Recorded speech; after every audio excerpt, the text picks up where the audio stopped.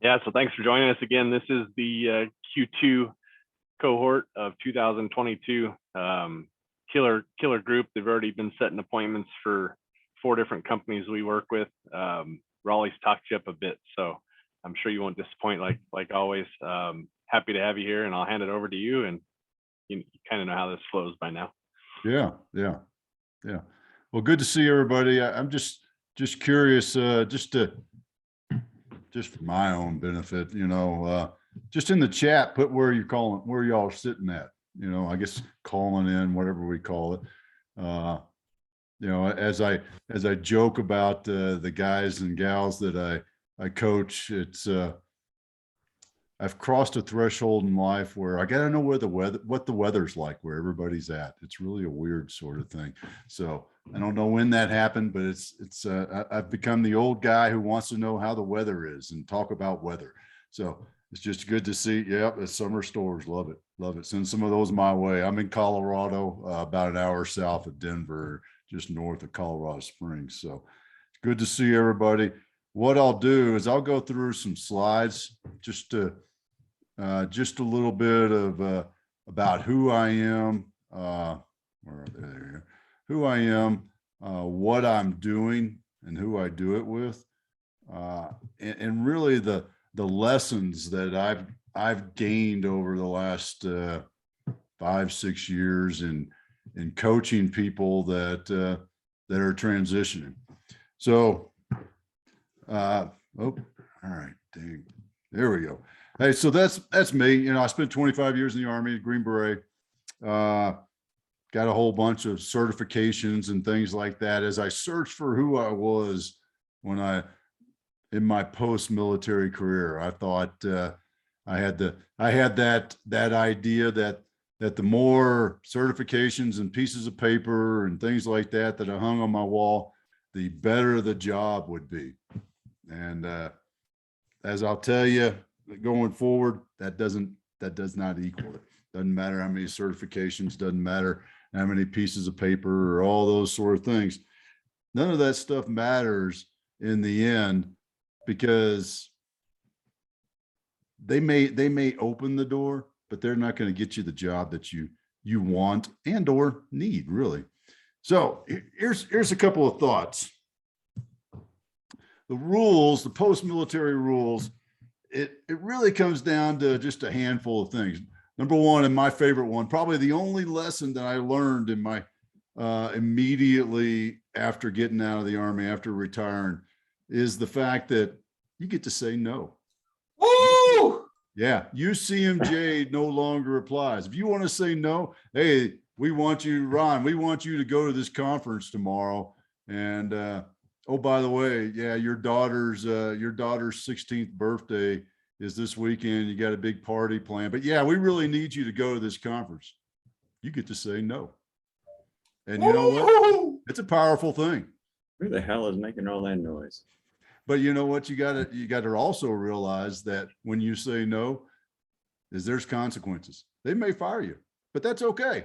You know what? What's your priority in life? If your priority in life, if one of the reasons you got out of the service was so that you can spend more time with the family, and that job wants you to spend less time, basically be gone as much as you were, because I've known a couple of guys, be gone as much as you were in the service, then maybe that's not the right job, right? That's a pretty good indicator. So just remember that. And I utilize that quite a bit. The next one is there's no linear path. The military was great for us all because we knew exactly what we needed to do. If I do these things, I get promoted to specialist. If I do these things, I go to the E5 board. If I do these things, I get promoted to captain, blah, blah, all these sort of things in life, in the military, very, very linear. There's no jumping from E4 to 07. Now there is. You could be a mailroom clerk today, CEO tomorrow. You can go on to Vista Print and get you a business card that says CEO. Nobody's going to stop you. Nobody's going to say, you can't do that. Who are you? No, there is no longer a linear path, which is good and bad, because The bad part about that, or the downside to the no linear path, is you don't know what to do next. You got to figure it out for yourself. There is no checklist. There is no, you do this job as a junior manager and you do it successfully, you get promoted to manager. That doesn't happen. I've known plenty of people who have busted their ass as a junior manager thinking they're going to get promoted and work their way up the chain, just like they did in the Army. I was one of them when I first got out, thinking that's how it worked. It is not how it works. Some companies, yes. Some organizations, yes, you do those things. You know, some of the bigger corporations have a little bit of that, but in the end, truthfully, there's no linear path. It's only the path that you create for yourself, which leads into there ain't no path. Not only is it not linear, there is no path. The only path that exists post-service is the one that you make for yourself. That's the only thing that works. That's the only way that you can move forward. And it's really the only way to be happy, because otherwise you're living somebody else's path. You're living somebody else's plan and process. Make your own, create your own path. And this is a big one, because loyalty is something we all strived on. We were all in our units. We were all extremely loyal to each other, extremely loyal to the organization, to the mission. Every bit of that loyalty in the military is true. Every bit of that loyalty in the business world, I won't say doesn't exist, because there's always exceptions. But I'll tell you, I'll give you an example of me personally. I worked for a business, pretty good. They were still categorically a small business when I started with them, and we were graduating to a medium-sized business when this happened. And I was hired to stand up an office out here in Colorado Springs, and basically they gave me a hunting license, said, Otis, you kill it, you get to eat it. And we did, and we were killing it and eating it. We were crushing it. But what I found out in the after action review of what was going on in the hindsight is the 2 of the 3 owners weren't happy with what we were doing out here. They felt they had lost control. They felt that they weren't able to keep up with us. And because of that, they decided to shut down our office and lay us off. And the reason I'm talking about loyalty here is because one of those 3 owners was up until that point a very good friend and trusted friend of mine. That was one of the reasons he hired me. And when they sent the email to me and my team here in Colorado Springs, this all hands meeting, and it was just us on the distribution list, we suspected something.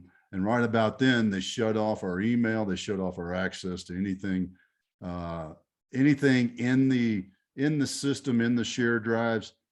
And then the coup de grace, they remote wiped our phones. And then they said, we just were told by HR that this was the right way to do it, as opposed to trusting and believing in the people that they knew. They treated us like we were criminals. So there's my loyalty story for you, to keep that in mind. There is loyalty out there, but man, don't count on it. Don't count on it. Oops, let me see, get back here to where that's on top. There we go. So how do we figure this stuff out? You know, let me get this out of the way, because now one of the things that I focus on, both with the fellows, and by the way, one of the things I didn't tell you, one of my passions is giving back to the vet tribe. That's one of the reasons I do this with for Raleigh. You know, every time he's got a cohort. I also work with an organization called the Commit Foundation and another one called the Honor Foundation, because I'm passionate about helping my fellow veterans, giving back to the veteran tribe, to make sure that when you separate, not only do you have a plan, but you have an identity. You know what you want to do, and you have a plan and path to go forward as opposed to just going through the motions and reacting like I did. And one of the things I like to do is help you understand your passions, help you develop that. What are those things that you do? And then the foundation of it all, because these are things that, by the way, these are things that you've done and you've been doing your whole life, but you're just not consciously aware of it. So I always challenge folks to start being consciously aware of it. This is the start thinking about yourself part of your life. Passions, what are those things that you do that when you're doing it, you feel fulfilled, you never get tired, you don't even know how long you've been doing it when you get done doing it. And after you get done doing it, it's like, man, that was awesome. I want to do some more of that, whatever that may be, you know, building something in the garage, cooking dinner, helping somebody accomplish something, whatever those things are. There's a gazillion things. Figure out what those things that you're passionate about, and then understand what your values are. You know, if your values, if you don't, first off, if you don't understand what your values are, you will be lost, and everything that you do will kind of feel not quite right. One of the things that I learned going through my 7 years of wandering the job desert post-Army was my values didn't align with the organizations that I worked with. And when your values don't align, they don't have to be the exact same, but they need to align. When they don't align, it's a struggle. You will never feel quite right. There'll be always something in your gut that's like, man, what is going on? I just, that dread to go in, people start to wear on you more and more. It's because of values. You know, I'll give you a quick example. In one organization I worked for, some of the spending that the owner did to get tax credits, yeah, technically they were legal, but they didn't sit well with me. I found them to be a less than honorable way of reporting tax and business expenses. So that was a disagreement that I had, and it bothered me. It bothered me for quite a long time, and working for him and with him, and as we went on, and that was one of the reasons I had to leave that organization. Let me see. There we go. All right. Now, one of the things about your purpose is it's enduring. So passions kind of come and go with seasons. Purpose is more enduring with the seasons of life. Not to say that your purpose won't change as your seasons and life events cause change, but it's that thing that's out there that you can never accomplish. You only fulfill it and pursue it. So think of it as the never full cup is what your purpose is. It's also that piece that guides you forward, that pulls you in a direction of what you want to do and what you want to accomplish. And then some people ask me, well, crap, what if it's wrong? Well, what if it's right? What if you have the right thing? And this graphic, this Venn diagram on the right-hand side of the slide I'm showing you is a Japanese philosophy called Ikigai. You see Ikigai there in the middle. And interestingly, just kind of as a trivia footnote for it, Ikigai was founded, established on the island of Okinawa right around the same time karate was. So it's kind of an interesting philosophy that karate and Ikigai were established in the same spot, in the same island, around the same time. And what Ikigai is, if you look at the bigger, not the smaller overlaps, but the bigger circles, Ikigai is that Venn diagram where what you love to do, what you're good at, what the world needs, and what people will pay you for all align. If you can operate in Ikigai, that's what we should all strive to do. I'm fortunate enough right now that that's where I'm at. I'm working in my Ikigai. My business is my Ikigai. I love it. And I hope each and every one of you will fulfill that and find that. But the thing is, don't think of yourself as a failure if you're not. If you're not in your Ikigai, if you're not clear on your purpose, because the more actions you take to accomplish it, the better off you're going to be. The more enjoyment you will get out of life. One of the ways I like to refer to it is it's that movement towards something gains you clarity. If you remember the troop leading procedures that the Army uses, the troop leading procedures, I think it's number 2 or number 3 is begin movement.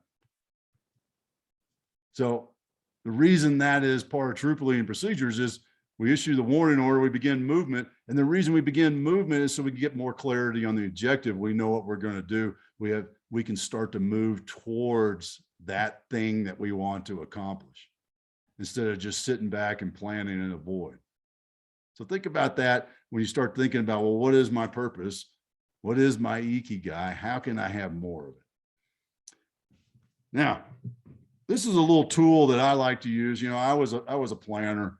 I got the MDMP pounded into my head many times throughout my career.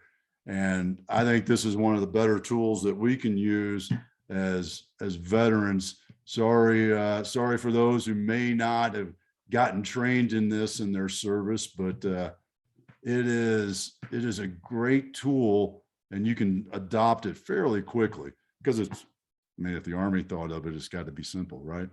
So what we're going to do is create a decision matrix. And this thing over here on the left-hand side is one of the values, passions, and the money you need, just to kind of to get the thoughts thinking. Because remember, I said, if your values don't align with the organization that you're going to work for, then you'll never be happy. You'll never feel satisfied in that job. It will always be one of those jobs where it's like, oh, I got to go to work. Oh man, is it not 11:30 yet? Oh, geez, I got 15 more minutes before I can take a lunch break.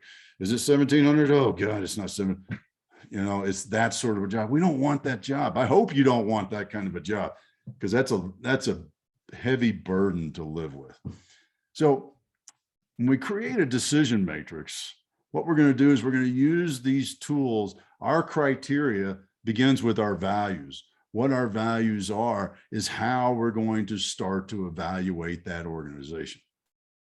So I call this a decision matrix. And if you think back to your MDMP, the course of action decision matrix, course of action comparison matrix, it's kind of that, but it's modified slightly because we're not going to do a direct comparison. The way I like to do it is just to score, and I use a 1 to 5, use whatever scale you want, but score that company's values and how it aligns with your first value, how it aligns with your second value, how it aligns. Is it that close? Score, be honest.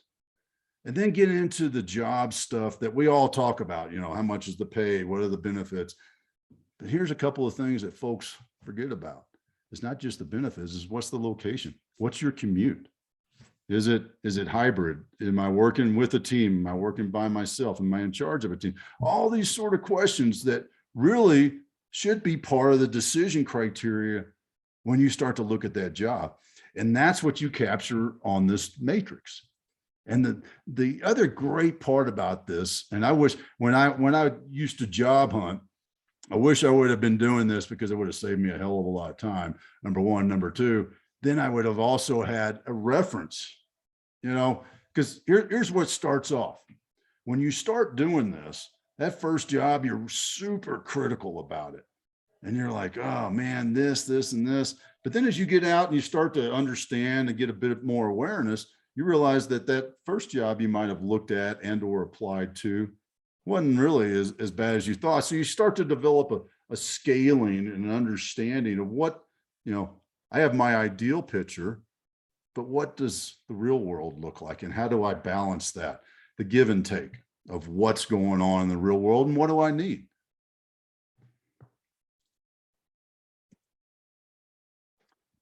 Well, this is another part that's going to help you going forward. Everybody talks about balancing work and life.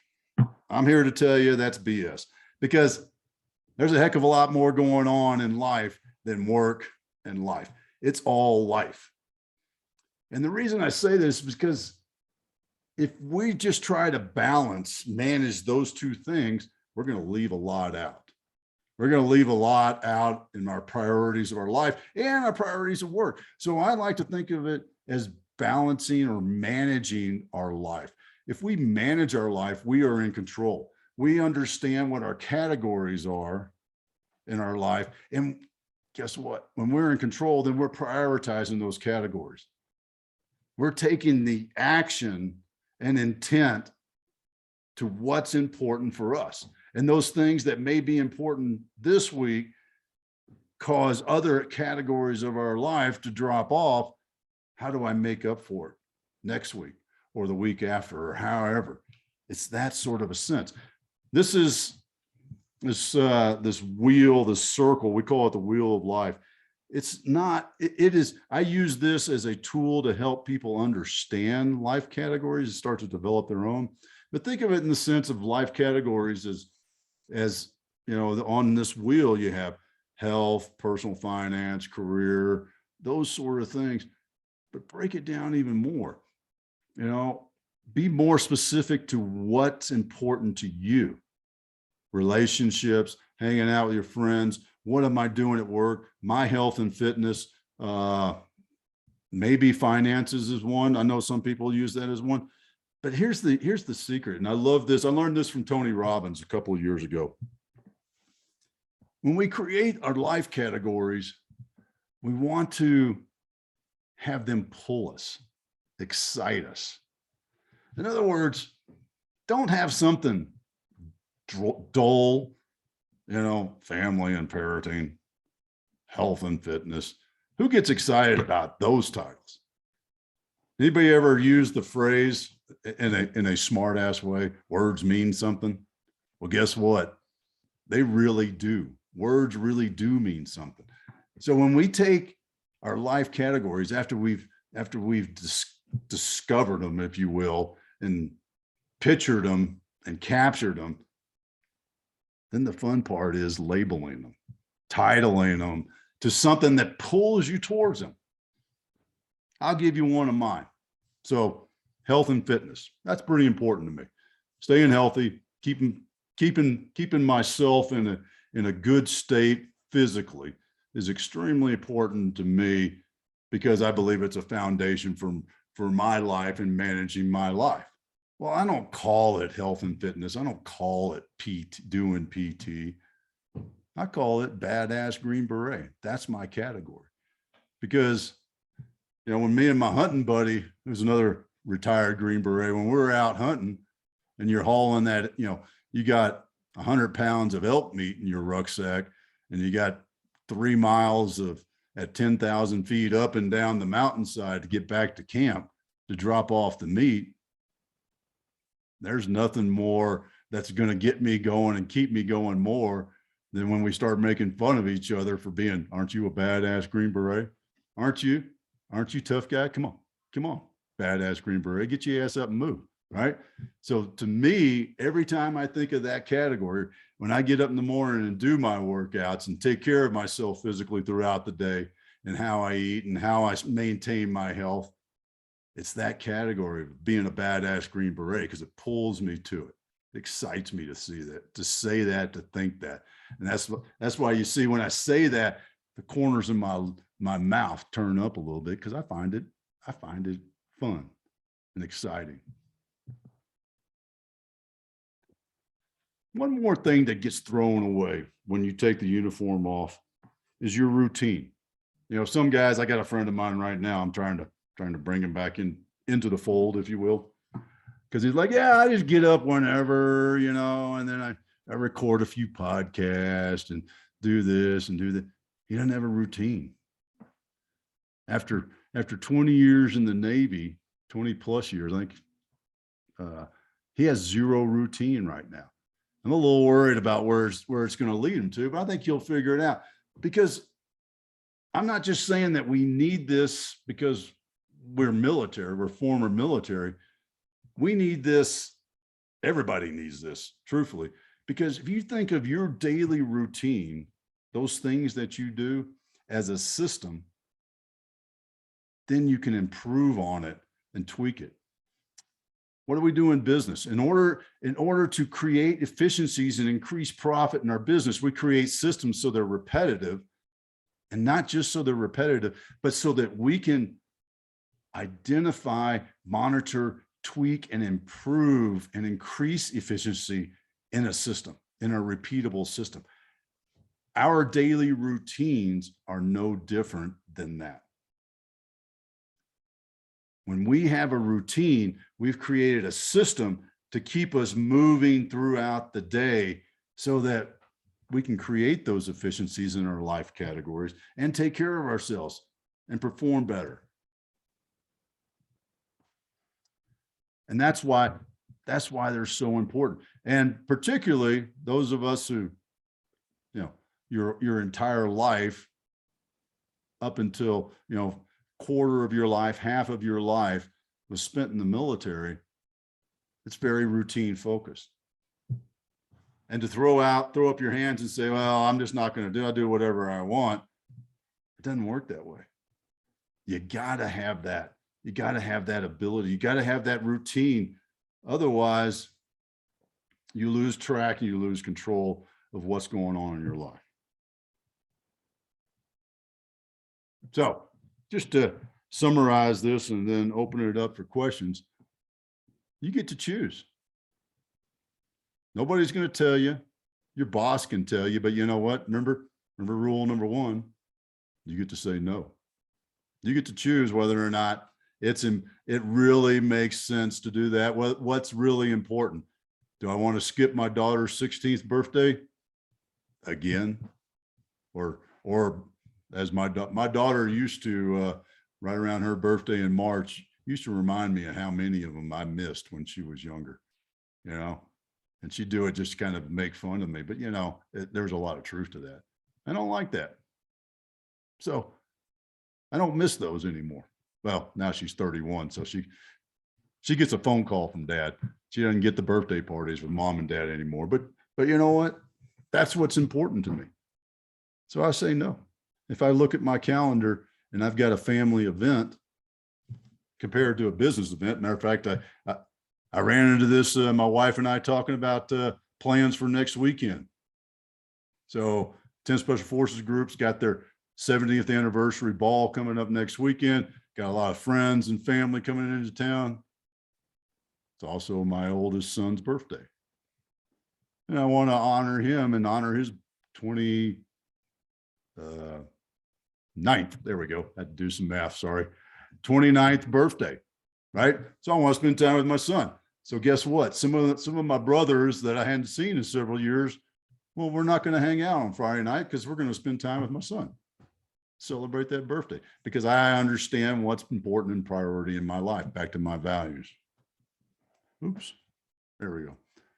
Life isn't balanced, it's managed. Understand what categories you have in your life and how they fit and apply, and manage those, prioritize those. Your actions for the week, your objectives for the week should all fall into life categories. Not that you're going to hit every category and a priority every week, not necessarily, but you know what? You probably ought to, unless you're a little out of control. Remember the Army 3 to 5 rule, right? You're going to have more than 3 categories in life. Probably going to have 5. Me personally, I have 6. But I'm able to manage those and look at what I need to and want to accomplish this week and how I spend my time and allocate my time. And then finally, fulfilling your purpose requires movement. Sitting back and worrying about what if it's wrong, what if it's right, I don't know, is this silly, is this stupid? You know what? There's only one way to find out any of those. And only one way to get the answers is to move towards it, start taking steps towards it. You may take one step in that direction and find out that you are woefully wrong. But you know what? What if that one step in that direction got you closer to something that was important to you? Got you closer to doing something that is your purpose, that fulfills you. Imagine living every day, getting up every morning with the attitude and the realization that the actions you take give you more energy and fulfillment and help you achieve and fulfill and live a life with intention, tracking towards your purpose. That's a powerful place to be. That's what I love doing. And it's only up to you, man. Ain't nobody going to tell you what to wear, how to wear it, how to cut your hair, what to wear, beard, no beard, sport coat, no sport coat, blue jeans, boots, whatever. Be who you want to be. Be that person that's you. If you want to be that guy that grows the beard out, and I don't know how they do that. I got a lot of friends who've done that. Grows that long ass beard. That takes a lot of dedication. I just picture it getting stuck in a wheel or a wrench or things like that.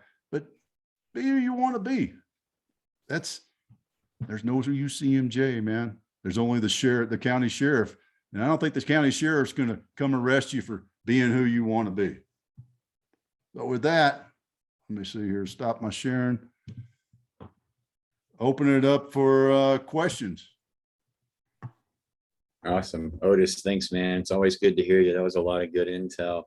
And yeah, I'm going to go be on the Otis and Cam show, or Cam and Otis show here. So There you you go. get to hear me get interviewed. But, obviously a lot of good nuggets from there, a lot of good stuff for our 2x1s today. Otis, really appreciate it. So guys, we'll open it up for Q&A here and go forward. Now, Otis, I did forget to stream this one. So what I'll do is I'll send you the link to this so you can record that. You can take the recording and post it wherever you want, or use it or trim it up too. So Awesome. Thanks. Yep. All right, Carlotta. Hi, Otis. Thank you for joining us today. Sure. I have, I guess, a two-parter. First, how long did it take you to get to the management of life, so to speak, after retirement? And then two, how long did it take you to get comfortable with no? So for me, I started practicing no now. It's probably one of my favorite words. People at work kind of think I'm an asshole for it, because I figure if we don't get in the habit of doing things prior to, one of the things I used to teach my students when I was an instructor is practice makes permanent. So if we don't get in the habit of doing things, then we won't do it. So how long did it take you to get to the point for those two things?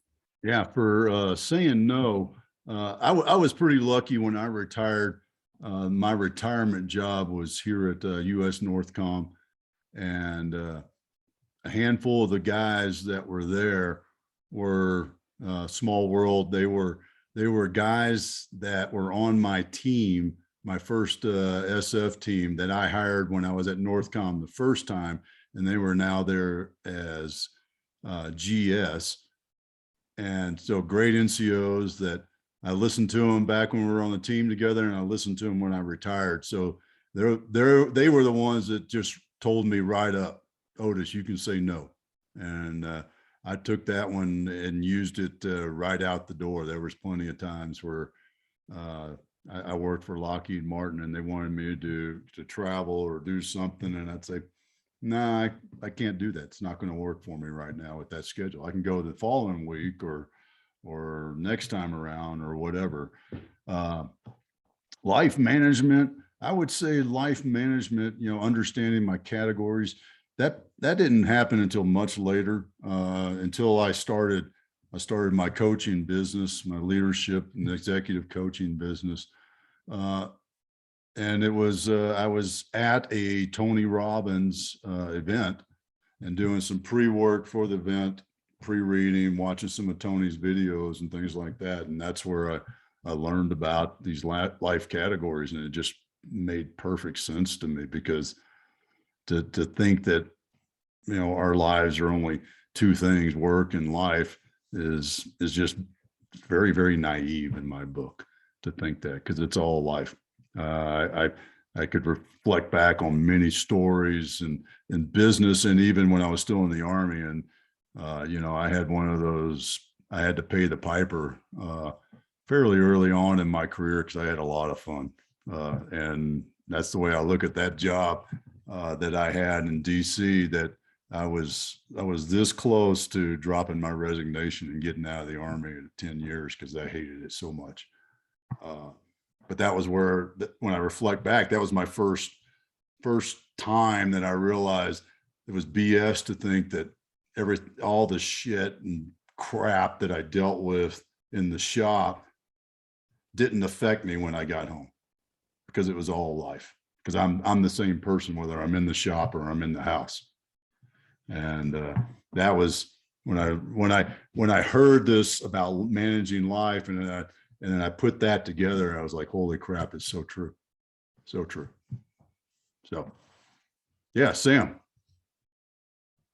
Hey Otis, thanks for coming out. A lot of the stuff actually what you said resonated with me, especially with the certificates and finding a purpose after the fact. I know like I'm about to retire as well.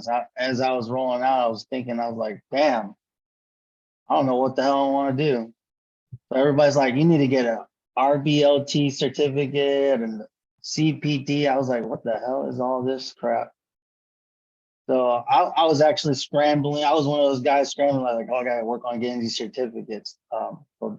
Thanks for saying that. Like, and then what you're saying about finding purpose. I was on terminal for a while, so I didn't do nothing at all. So at one point, I was like, I gotta do something, getting fat.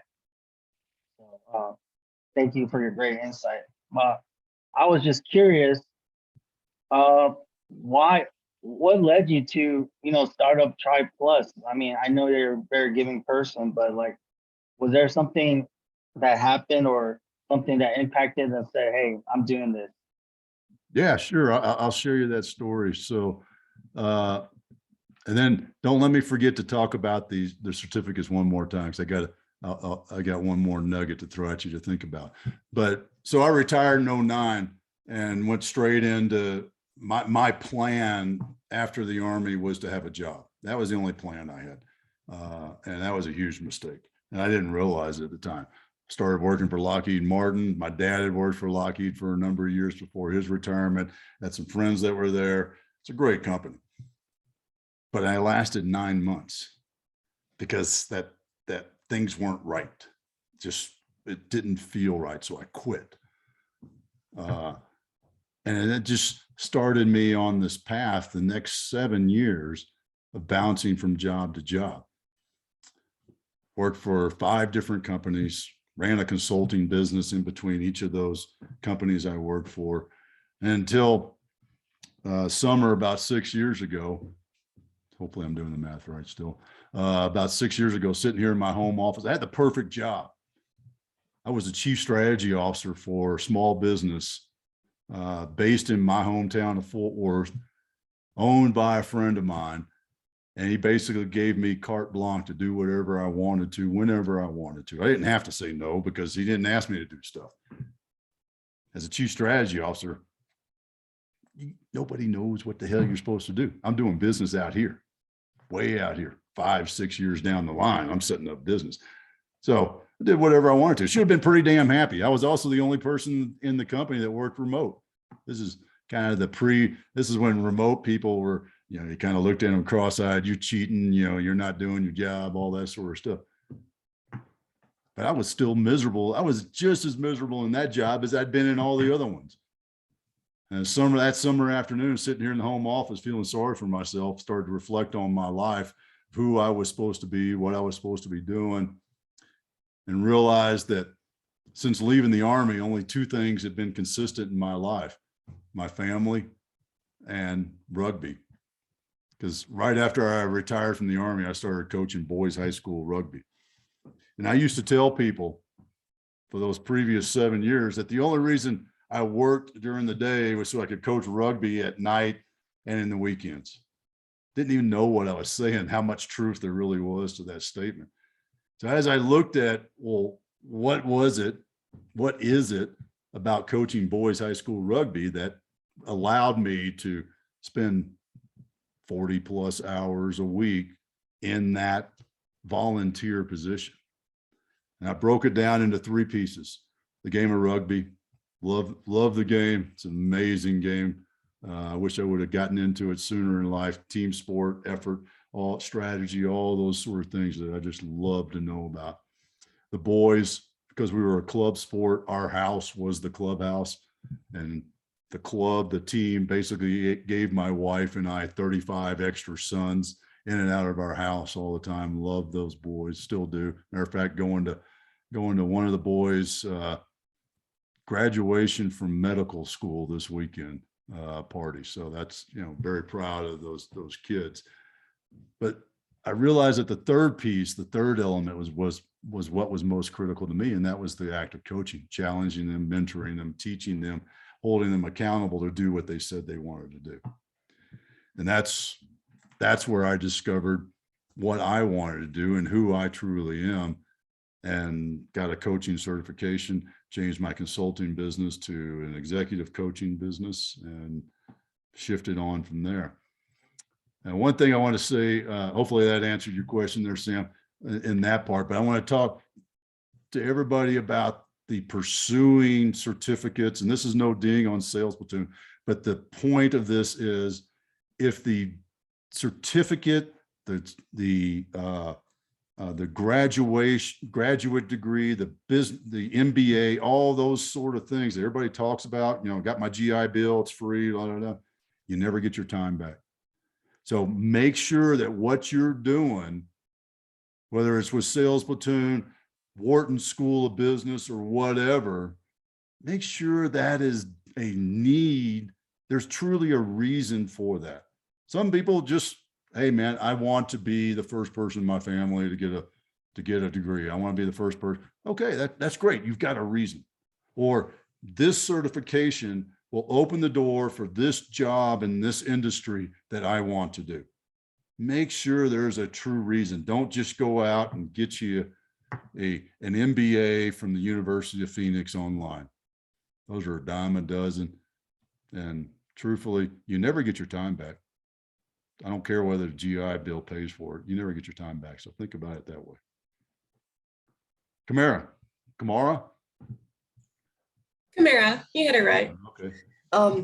Thanks for talking to us, Otis. You've offered a lot of wisdom. I was just curious if you have any recommendations for books that you've read over the years that have really changed your perspective on things or led you to where you are now. A lot. So I guess it kind of depends, if it's like basic life understanding. I'm a Stoic, so I'm a huge fan of Marcus Aurelius' book, Meditation, Seneca's Letters. Those are great. Business, there's a couple of books that I really enjoy and feel like I got a lot from on the business side. An older one is called On Selling. I think Mark McCullough wrote that one. It's a great book. As a matter of fact, it's a great book to kind of parallel what you're doing with Sales Platoon. It's really helped me understand the sales process, and that I'd been selling all my life and didn't even know it. Another one is Leading Change. Without turning around and pulling it off the bookshelf, I can't remember the author's name, but Leading Change is a great one.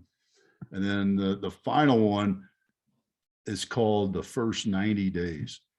And really, this book was written for executives coming into a business and kind of helping you go through the process. But the thing I liked about that book so much is it is a foundational, fundamental business book. It talks about profit and loss and workflows and ROI and all these different things that you never thought about in the military. So that would be the third one that I'd throw out there, is The First 90 Days. Thank you. Jorginho, did I get close? Yeah. I appreciate the attempt. It's Jorginho. Jorginho, okay. Yeah. Yeah. Hey, Otis, thanks for coming. I really appreciate all the wisdom and knowledge that you have. Otis, correct me if I'm wrong. So you found out about this model at your 10-year mark in the Army. Am I understanding that correctly? Which model?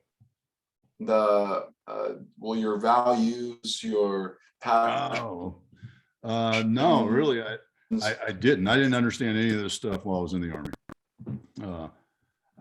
Okay, so you're saying?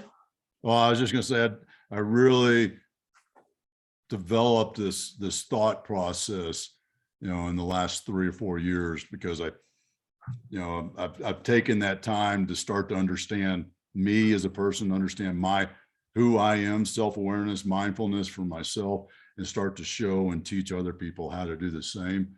And that's how I developed and began to understand it. Yeah, great insight. I relate to this because I just want to say, wow, this is incredible. Great minds think alike, because not tooting my horn or anything like that, but I would ask. So I served just one contract in the Army, and I asked. I told everybody that I encountered, like, hey, why are you in the Army? Like, and only a fraction, a small percent said, oh, because I enjoy my job. I enjoy this. But a lot of people were not self-aware. So they were like, oh man, I don't know. It's easy. That's why it's easy.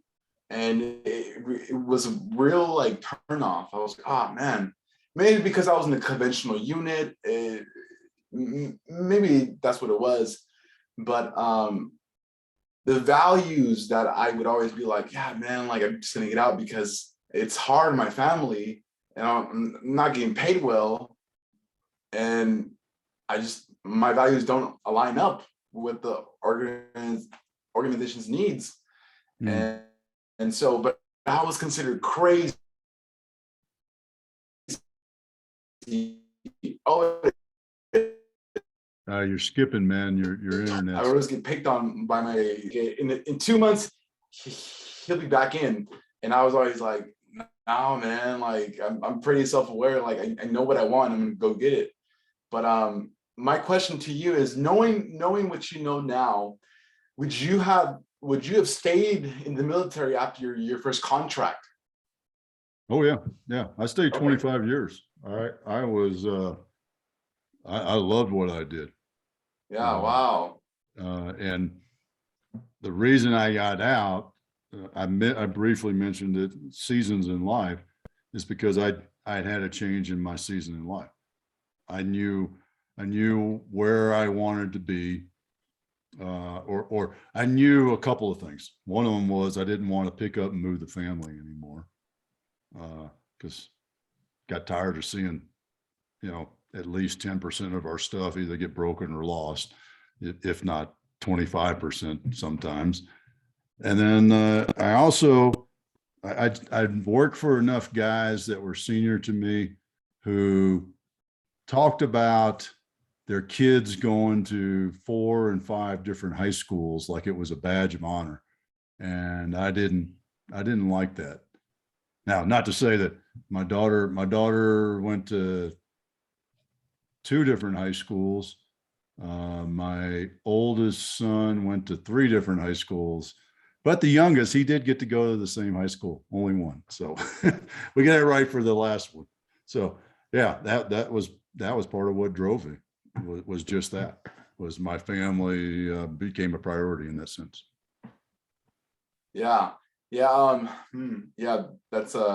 That's great. So I just want to commend you here. That's awesome. Thank you. It's awesome. Thank you. Eric.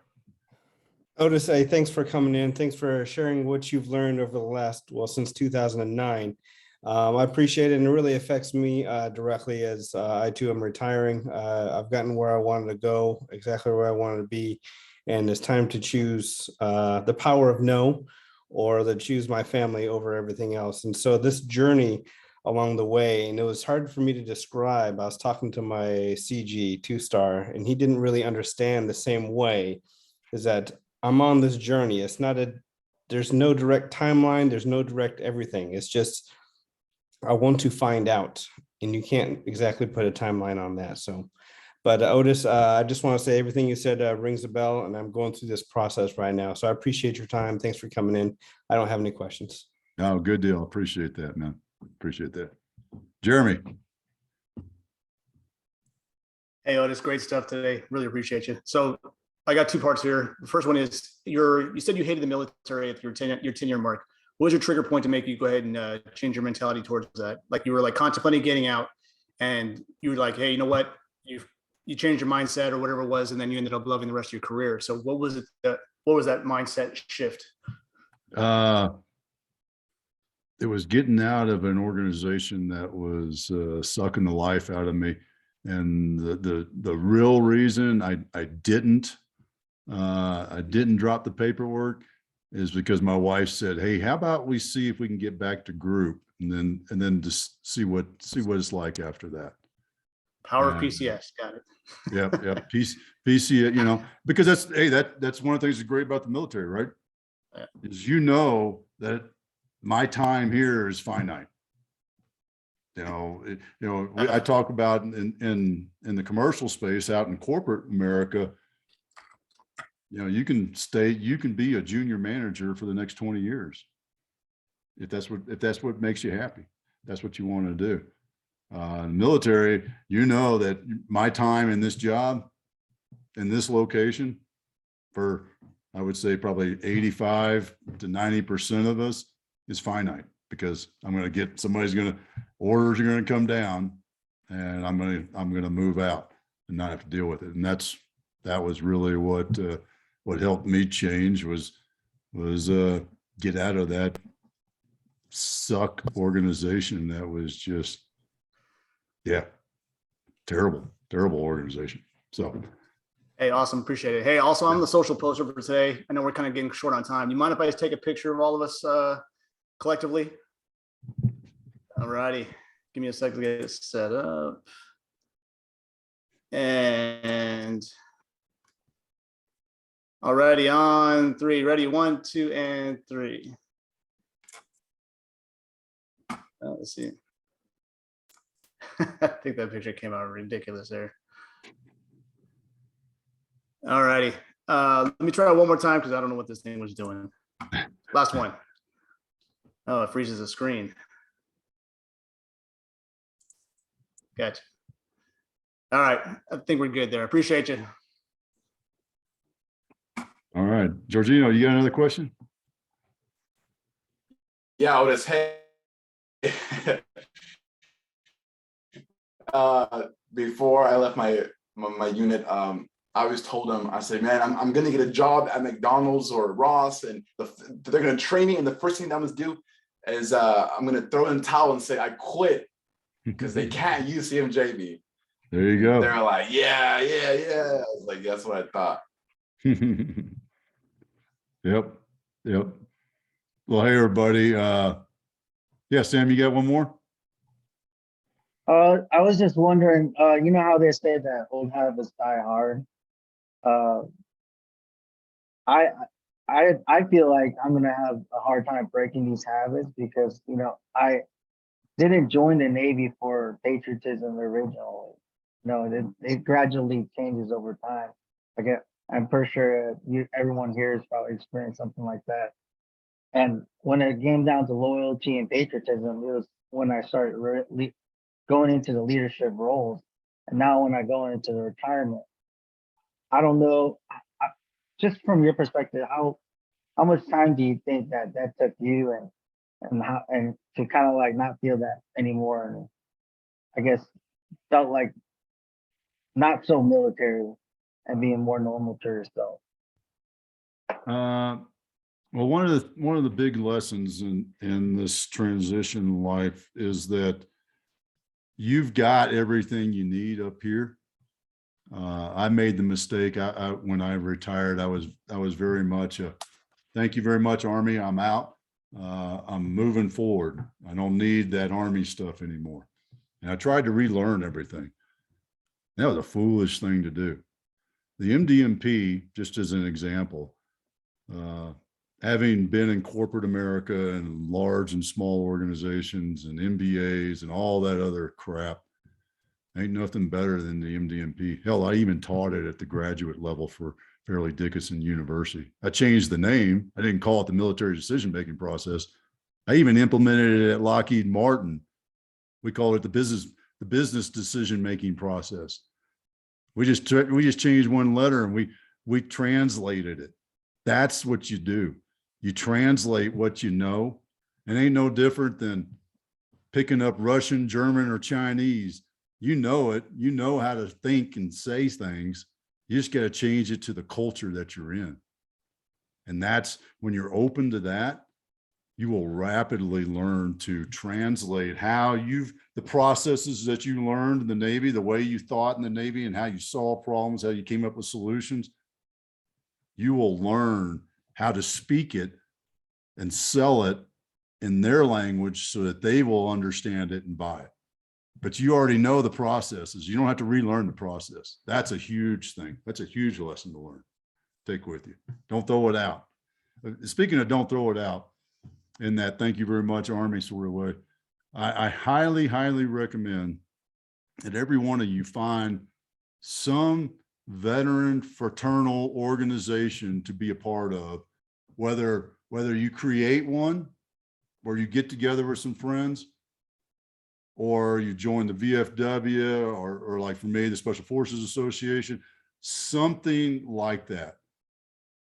Because that is a part of who you are, whether you've done one enlistment or 30 years. It's a part of who you are. So stay part of that organization. Stay in touch with your fellow veterans in some form or fashion, whether, like I said, whether it's just a group of you that you've got a little phone network, maybe you get together for coffee or a beer every so often, or it's an actual fraternal organization, like I mentioned, VFW and all the other ones that are out there. Do something like that. Don't throw it all away. Don't think that thank you very much, I'm out, because it doesn't work.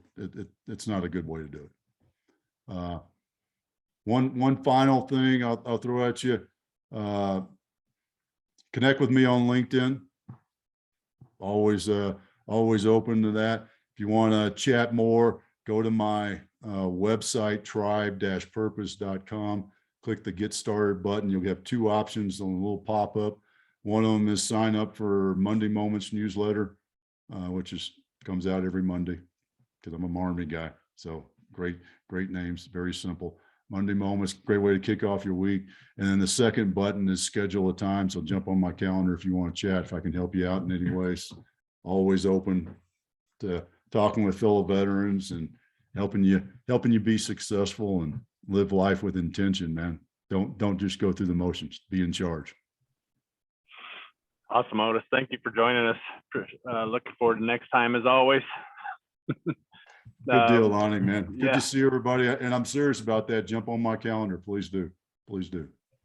Awesome. Appreciate it. All right. Y'all take care. You too.